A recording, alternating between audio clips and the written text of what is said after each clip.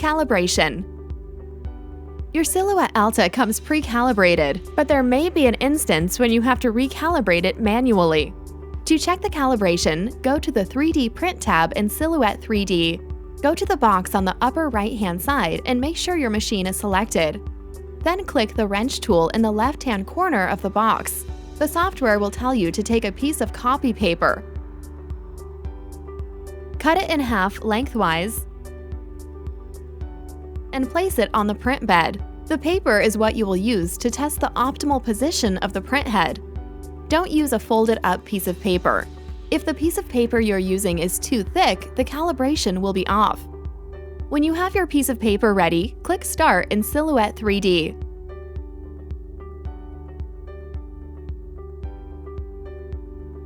Hold the paper on one end.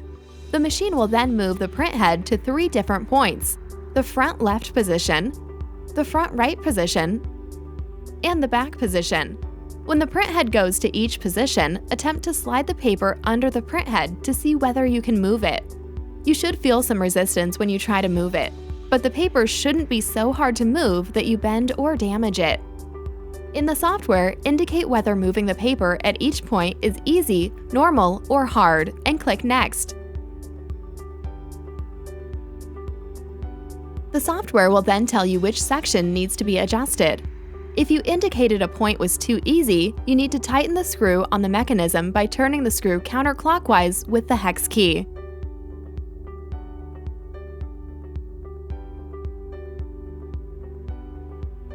If you indicated a point was too hard, you need to loosen the screw by turning the screw clockwise. Once you've adjusted the screw, click Test again in the software.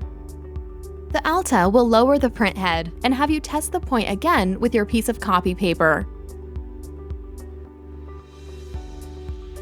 When all of the points are normal, you've completed the calibration process.